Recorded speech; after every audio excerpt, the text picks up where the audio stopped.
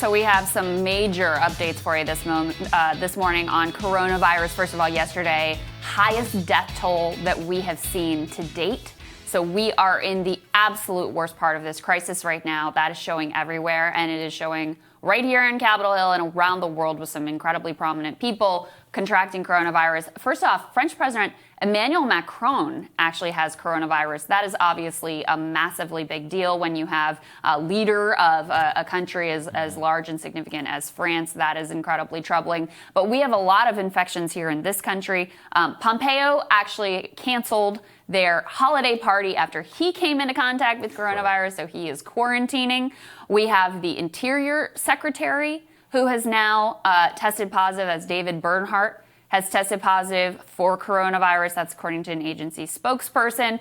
We also have 2 Republican members of Congress, Devin Nunes, as well, obviously he's very prominent and very well known. I'm sure you have many feelings about him.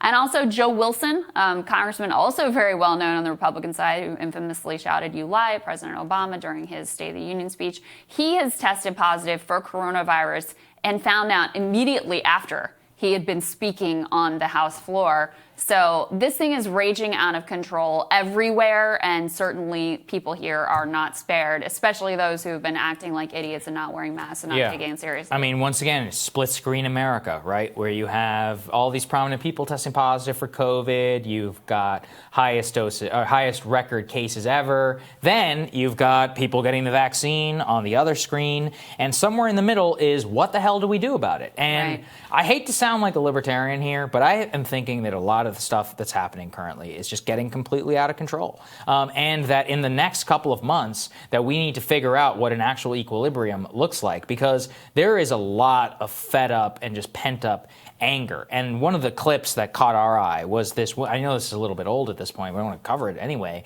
which is this woman who was with her family on a United flight, and her child is like a 2-year-old, won't wear a mask. And she and her whole family are kicked off of this flight by United and then banned for life. And then their luggage was still sent to their final destination. And you can see in this video that they're doing everything they can to have this kid keep their mask on. And look, they're a 2-year-old. Like, what are they going to do? Just take a listen to it. We'll talk about it on the other side.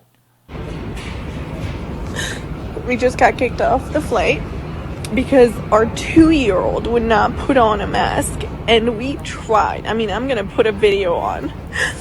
And they're sending all of our bags and Adeline's car seat to New York. And we're banned off of United forever because a 2-year-old would not put on a mask. Musa okay? Okay, Musa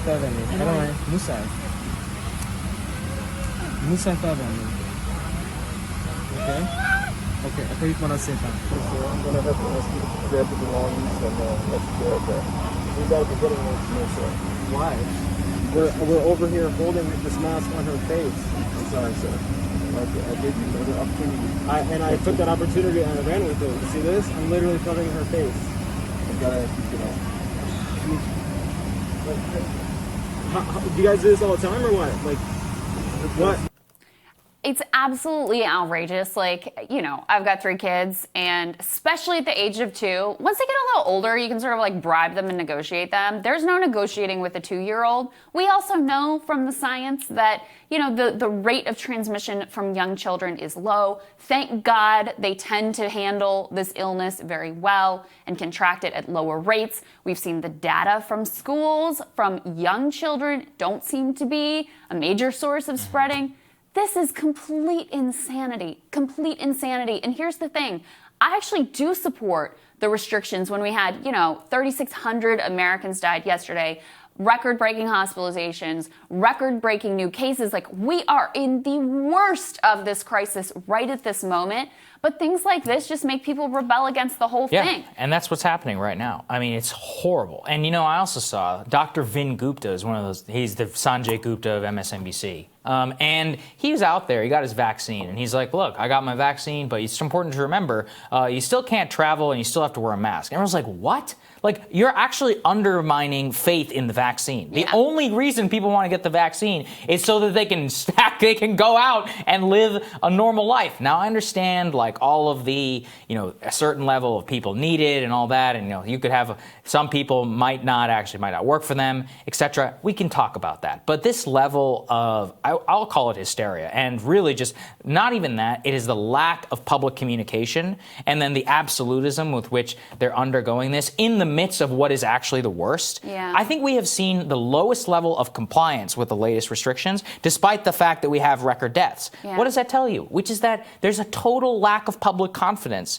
in what these people are telling you. And every time you see a woman like this get kicked off United, or that woman with a small business who spent $100,000 on outdoor dining stuff, and then a film crew right next door gets to go eat outside, and then Gavin Newsom at the French Laundry, and I can go on, and it really makes me so angry because I believed in some of the original restrictions, and now I see how they have destroyed public confidence in that, and how many lives were lost because of that. This isn't just Trump. I mean, he's a big part of the story, don't get me wrong, but it's everybody, and it's so terrible. It's a perfect example of how Trump breaks everybody's brains, right? Like, he behaves terribly and makes it into this bizarre, like, political culture war fight over mask wearing and everything else.